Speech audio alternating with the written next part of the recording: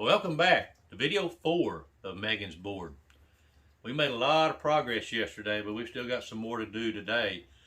And one of the things we're going to do, we're going to put some decorative edging on the board with the router, and then we're going to do a lot of sanding, and we're going to do some hand sanding in that juice ring to clean up those burn marks that you could see in the corners. So stick around. I'll show you how we're going to do all this.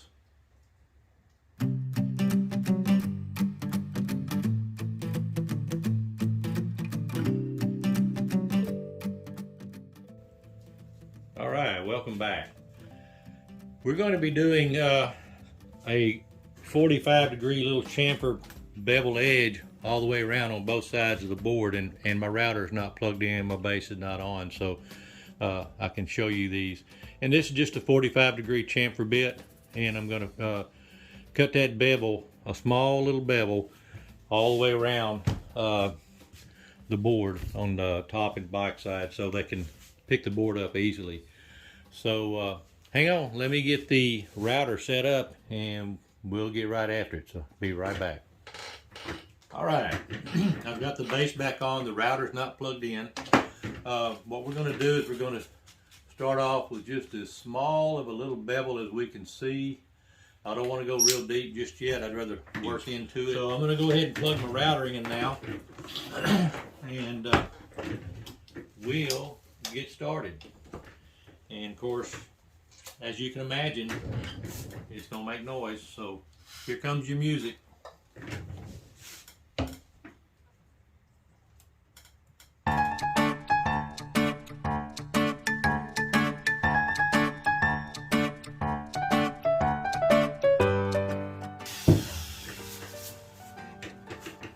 Alright, so now with that little edge, they can get their fingers under and they can pick it up real easy, and makes it easy because they want to lay it this side when they're not using it, and then when they're using it they want to flip it over and use this side. So for that reason I'm not actually going to put rubber feet on the back of this cutting board like I normally do, because it would look kind of tacky to have rubber feet on the back side sticking up when they're not using it and they're wanting to display it. So for this reason, I'm not going to put rubber feet on this one.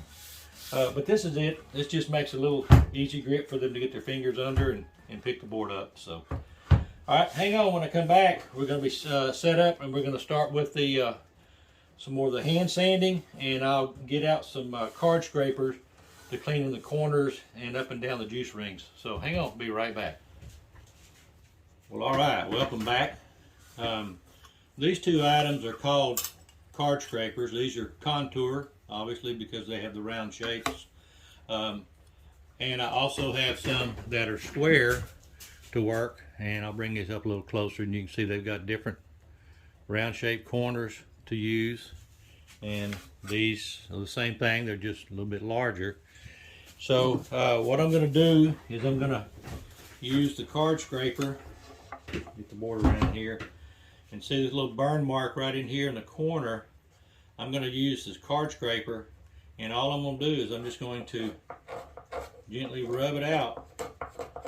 And card scraper is just exactly what it says. It's a scraper, and it just takes off a real fine pass.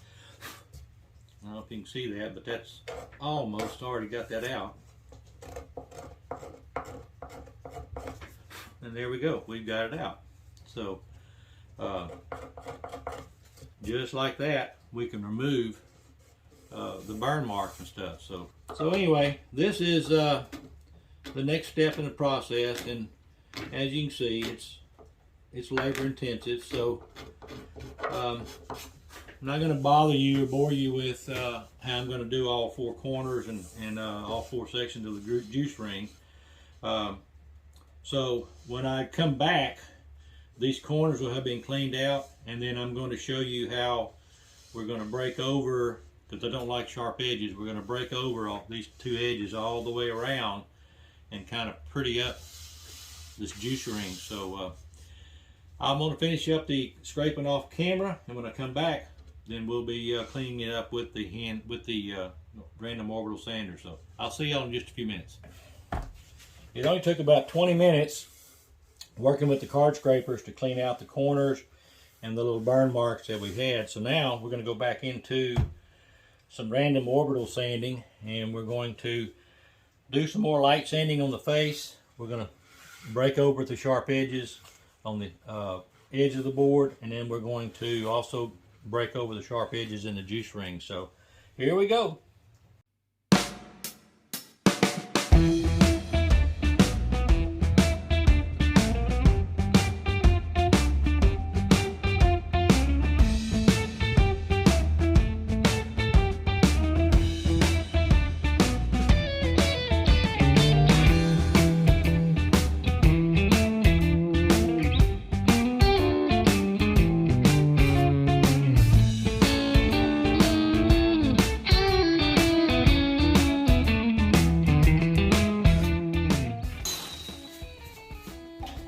Alright, let's blow it off.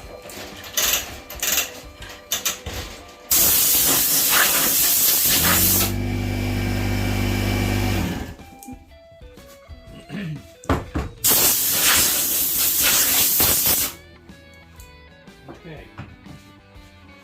Now that gets the edges and everything all done right there. I'll hand break these sharp edges on the corners.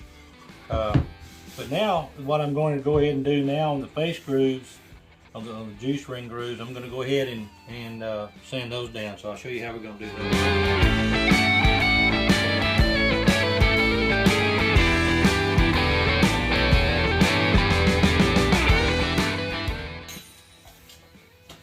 All right, we're a lot closer. Okay. That's breaking the sharp edges right there. Like I said, I'll break the sharp corners off right here with a hand sander. And then I'm going to actually bring in some hand sanding molds, and I'll finish the cleanup in here. But that's going to be the last thing in here. It's going to be the last thing I'm going to do, because now I'm fixing to change grits to a finer grit of sandpaper and continue on with the sanding. So I'm not going to bore you with the rest of that, but we're very, very close to getting this thing at its first bath in the food grade mineral oil. So hang on, we'll be right back. All right, we're getting close. We're going to be doing a lot of the hand sanding right now. We're getting ready to do into the final sanding. And so what I want to do is I want to go ahead and I'm going to use some 220 grit. This is going to be a brand new pad. And I'm going to pour a little bit of water on here, not to worry. I want that water on there. What that's going to do is bring the grain up and make it stand up a little higher. So we're actually going to let this dry, and like I said, that'll make the grain stand up. It already feels like it's already been only been sanded with 80 grit sandpaper. It does that quick. And then the other benefit is, Megan, this gives you an idea of kind of what the board's going to look like when it's oiled up. It gives you a little bit of a color looking. But anyway, like I said, the primary purpose is to stand the grain up so that when we do the final sanding, we get a really, really nice finish to the board. And that's what we're wanting to have, is a good, nice finish to the board. So we're going to let this stand, and we'll get a little rag. We're going to wipe off excess, because I'll let it dry quicker. But like I said, it's wet, so that's the main thing we want to do, is just get it wet. And like I said, the other thing is, like I said, it gives you an idea of what the board's going to look like when it's oiled up and ready to go. So always kind of interesting. But this is one of the other little tricks that I picked up from fine furnishing people.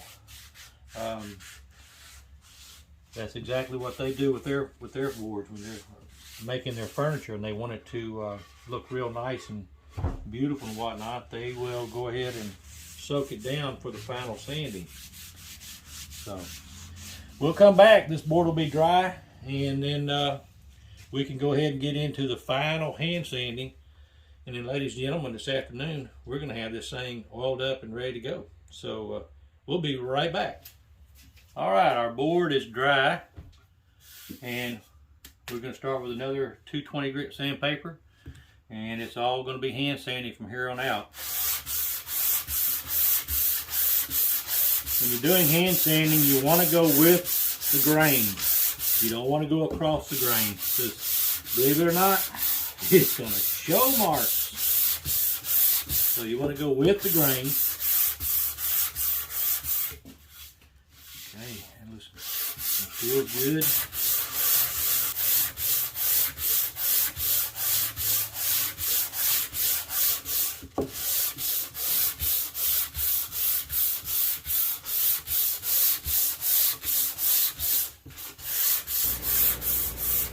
All right, what I have is this one is a 3/4 inch diameter. I have several different sizes, but you can see it just fits down inside that juice ring just perfectly. So we're just going to wrap the sandpaper around it, and then we conveniently squeeze it in, and we can sand inside and get this part just as smooth as the rest of it. And these feel just as wonderful smooth. So, all right. So now what I'm going to do, I'm not going to take as hard a pass as I was pushing, going with the grain to go across this grain. And when we add the oil, it will kind of blend in. Ladies and gentlemen, I'm proud to tell you that this cutting board, I'll do another wipe down good clean of it, but this cutting board is ready to go into the oil. So believe it or not, we'll have this board ready later this afternoon. We're about ready to give this board its bath, and we're going to see just how pretty this board will be when it's all through with the oil. So what I do is I just dunk them in the bath, and I let them soak for quite a while. I'll let it soak in there for probably 10-15 minutes, and then I'll take it out, let it soak it up, let it soak for probably another 10 or 15-20 minutes, something like that. Then I'll come back and I'll do this again. I'll probably dunk this thing 4 times. But the beauty is, whoop, if I can get it out of here without spilling the oil everywhere, this gives you a really good idea of what the board's going to look like. Now, I'll show you the back here when I flip it over, but I'm going to let it soak for a little bit longer here. And all. So I want everybody to understand, each time I get through using this tub is strictly for conditioning my cutting boards. This tub gets cleaned and it gets put away, and the lid gets put on it and it's sealed in. And then what I do is, when I fill it with the cutting oil, I run the oil through a filter just to make sure that there's no contaminants. And then when I get through with this cutting board, I'll run that mineral oil back through another filter as I pour it back into my jar. I just want to make sure that I have good, clean mineral spirits on this board. So I don't want to be the cause of somebody's contamination on their cutting board. So anyway, that's how we're going to do it. And I'm going to go ahead and flip this over and let you see what the other side looks like. And because after I get through with this, this vision, I'm going to go ahead and turn off the camera.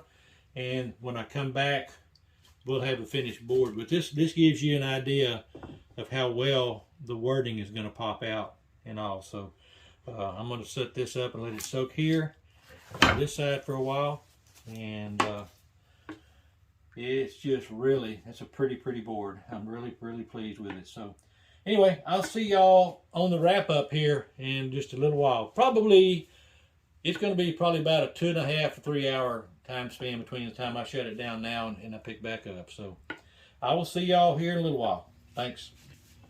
Well, welcome back to the conclusion of Meagan's board. We have got us a finished cutting board. As you can see, the front side, we've got the juice ring all the way around, and we've already got it oiled up and sealed up. It's ready to go. And I will flip it around and I will show y'all what the back side looks like. And there's the back side with their name engraved into it and their wedding date, which is coming up this Friday. So this one really turned out very well, and I'm really pleased with the way this one is looking. This one's a little bit different since they're going to be using both sides of the board, this being the back side. I did not put the rubber feet that I normally put on there because it would just look tacky to have rubber feet sticking up in the air when they're wanting to show off their name. And obviously we don't want them on the other side where they're going to actually be using the cutting board. So this board doesn't have any of the rubber feet on it. So it's a little bit different from my normal style. I want to go ahead and thank Megan for reaching out to me, and I'm hoping that this got Chris out of trouble. So I appreciate it. And if you would like, subscribe, and share my videos with your family and friends, I greatly appreciate it. And I will catch y'all real soon in my next projects. Have a good one.